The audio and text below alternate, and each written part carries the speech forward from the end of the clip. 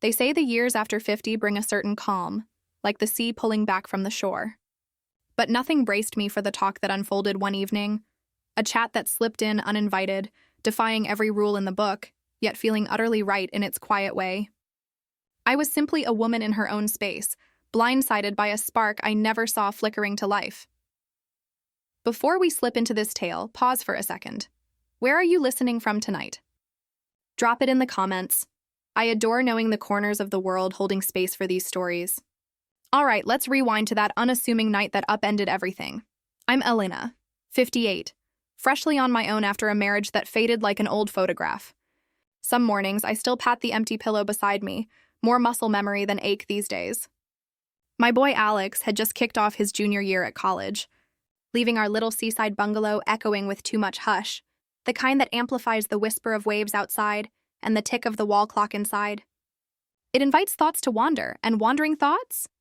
They're a slippery slope. It was a blustery October afternoon when Alex rang asking if his dorm mate Theo could crash for the weekend.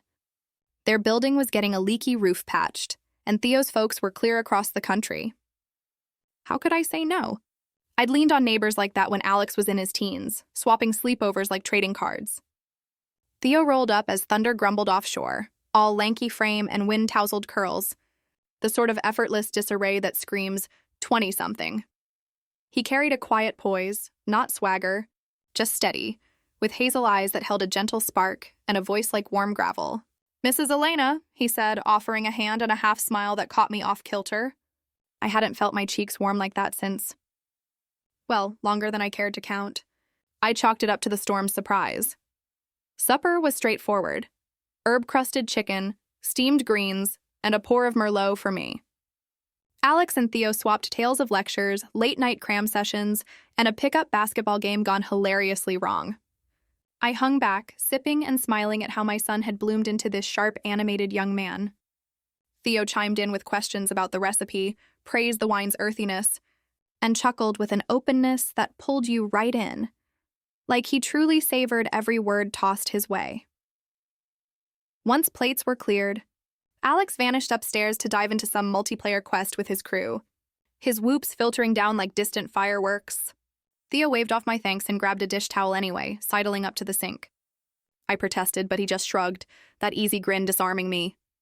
There was a soothing rhythm to it all, the rush of suds, the clatter of porcelain as we traded light stories about everything and nothing. Alex mentioned you're in graphic arts, he ventured. Passing over a gleaming fork, I corrected, buffing it dry. Now I freelance from here, logos, branding gigs. Worlds away from the office grind.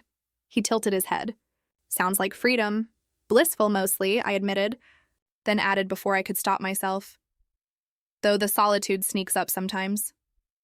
He met my eyes with a nod that felt like he'd been there himself. No judgment, just quiet kinship. With the counters wiped, I brewed chamomile and waved him toward the sunroom, where wicker chairs overlooked the restless ocean. Alex's game sounds hummed faintly from above, a buffer against the gathering dusk. We sank into easy chatter, his lit major, favorite novels that bent your mind inside out, indie tracks that lingered like sea salt. Bit by bit, it veered personal. Dreams deferred, quiet regrets. No sparks flew at first, just a current of comfort. But as shadows lengthened, I caught how his gaze held mine when I shared a laugh, how it softened, inviting without demanding. I scolded myself. Ridiculous. He's half my age, Alex's peer, for goodness sake. Yet, in a lull, with steam curling from our cups and the lamp's glow painting us in amber, he leaned in, brow furrowed like he was piecing together a puzzle. "You strike me as someone who carries a lot under the surface," he murmured. It landed like a stone in still water. "Do I?" He nodded, unhurried. "Only in the spaces where you think eyes aren't on you." I fiddled with my mug, a nervous huff escaping. "That's awfully perceptive for a house guest?" His smile turned tender. "Habit, I guess. I pay attention." Heat rose, unbidden. I hadn't been truly glimpsed like that in ages. We wrapped it up soon after, him to the spare room, me to my sheets. But rest, elusive. His observation looped in my mind, heavy with what-ifs. Was this a lonely heart's mirage? Or the stir of something dormant, finally rousing? Whatever it was, dawn brought no regrets, only a tangle of curiosity. Morning broke with gulls crying over slate-gray waves, the bungalow wrapped in that fragile light before the world wakes. I lingered in bed, replaying the evening's echoes, questioning every glance. Had I woven romance from mere politeness? Slipping into slippers, I shuffled to the kitchen, coaxing the espresso maker to life. Its rich aroma grounded me, dulling the odd thrill humming in my veins. It had been ages since someone pierced my armor, not as Alex's mom or the reliable one, but as Elena, alive and layered. Theo ambled in moments later, fresh scrubbed, in a faded hoodie and joggers, every inch the student, yet somehow more to me now. "Morning, Mrs. Elena," he greeted, voice rough-edged from sleep, that smile blooming slow. "Sleep okay?" I asked, aiming for even keel. "Like the dead," he replied, claiming a cup. "This spot's a sanctuary compared to the dorm racket, almost meditative." I slid the espresso his way. "Sanctuary's about all I've got these days." His look lingered, not playful. Not bold but anchored, as if he'd mapped the hidden corners I guarded so fiercely. Alex bounded down soon, tousle-haired and rumbling about brunch plans with buddies. They plotted a trek to the pier arcade, leaving me to my sketches. But Theo demurred, citing a stack of essays. Alex rolled his eyes good-naturedly and bolted. Hours ticked by. I lost myself in the wildflower patch out back, coaxing petals from sandy soil amid the salt breeze. The gate creaked. Theo, hands in pockets. "Room for one more gardener?" I squinted against the climbing sun. "Only if you can outsmart the rabbits eyeing my lavender." He grinned, kneeling beside me. We puttered for an hour, shears snipping, earth cool under our palms, words flowing like the tide, books that reshaped him, travels he craved. I'd steal glances. He'd meet them with a wondering intensity that left me breathless, not uneasy, but alive in unfamiliar ways. "These beds always feel like little miracles," he mused, brushing dirt from his knees. "You nurture the earth and it rewards you with color, scent, life." I dusted my hands. "Patience is the real magic. And a stubborn streak." He paused, eyes on the horizon. "Reminds me of connections somehow. They need tending, too." The words hung, simple yet profound. We migrated to the Adirondack chairs, iced tea sweating between us, the air thick with unspoken layers. A charged hush settled, electric yet serene. "Mind if I probe a bit?" he asked, voice hushed like the waves. "Go ahead." "Ever sense the world boxes you in after a certain point? Like your curiosities, your sparks? They're supposed to dim just because the calendar says so?" I froze, breath snagged. No one had voiced that raw truth. Not my ex, not my circle. It wrapped around me like a lifeline. All the time, I confessed, voice thin. He turned fully, gaze steady, laced with empathy. "You don't read as past it to me. You read as vibrant." Full of fire, my pulse stuttered. I yearned to deflect, to laugh it off, but the words stuck. Instead, I held his eyes. "That's kind. More than kind." The afternoon thickened with unspoken promise. A door cracking open to light I hadn't chased in years. He wandered the shore path later while I prepped stir-fry inside, knife rhythmic against the board, mind a whirlpool. What alchemy had bloomed in that garden? And where did it point next? Evening folded in soft. Alex holed up with his headset, his banter a lively undercurrent to my inner storm. Theo stayed, stacking bowls, suds bubbling as we synced in the kitchen's glow. Our elbows grazed, eyes collided. The mundane turned magnetic, impossible to dismiss. "Dishes done," I nodded to the balcony. "The air's crisp tonight. Care to breathe it in?" He followed, holding the door with old-school grace. Stars pricked the velvet sky, the ocean a murmured lullaby.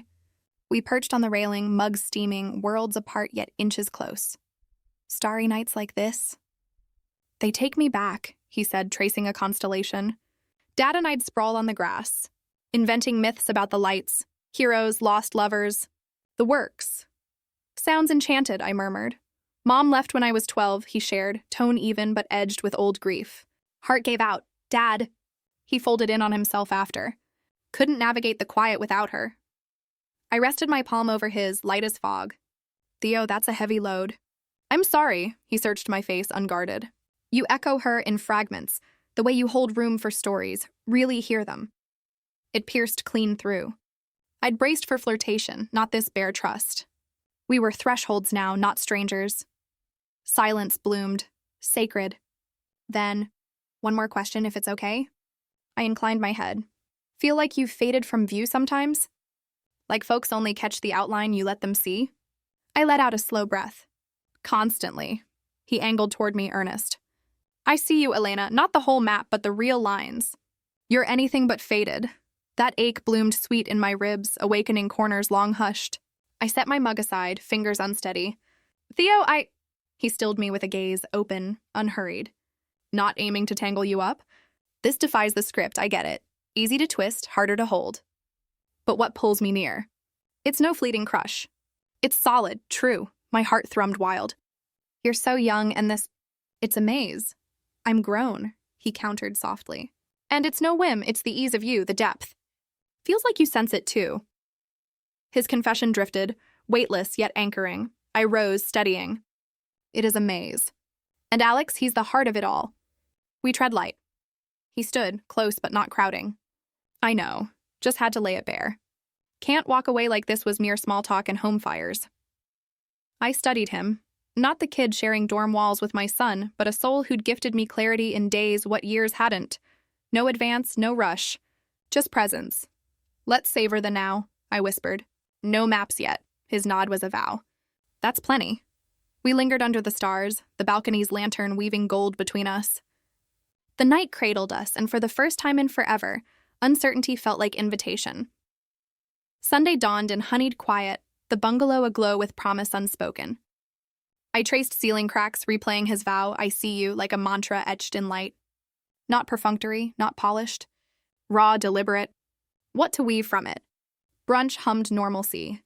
Alex yammered over toast, Theo across from me. Our looks brief bridges of secret accord. No rush, just shared knowing. Plates cleared, Alex dashed for a campus meetup, oblivious. Theo and I lingered at the counter, suds forgotten. Train leaves soon, he said, low. I nodded, rooted. He closed the gap, a whisper. Last thing I want is to complicate your peace, Elena. You haven't, I breathed. You've nudged me awake, to feeling, to mattering. I'd forgotten that pulse. He drew nearer, the air humming. No strings from me. But if a sliver of you craves more words, more moments, I'm here. Simple, unadorned, an open hand, not a demand. I smiled through the swell. I'd welcome that.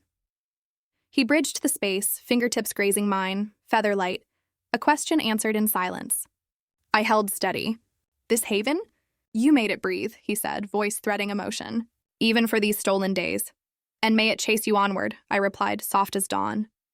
But the flower's always half wild here. Could use your touch again. His laugh, rich with feeling, sealed it. He shouldered his pack and I trailed him to the curb. Engine humming, he paused at the wheel. Farewell, Mrs. Elena. That grin, luminous. Just Elena, I countered, light as air. One last nod, and he vanished down the coastal curve. The bungalow sighed back to stillness, but this time it thrummed, not vacant, but brimming. That whirlwind weekend cracked me open, not solely to Theo, but to my own reflection. Seen, vital, deserving of quiet wonders. Our thread? Untethered by years or clocks, born of honest collision in a hurried world. Rare, resonant. Come dusk, my phone hummed. Theo. Thanks for the harbor, Elena, every word stands. Let's not fade out. I lingered over it, chest full, then typed back, steady as the tide. Wouldn't dream of it. Here's to the next bloom.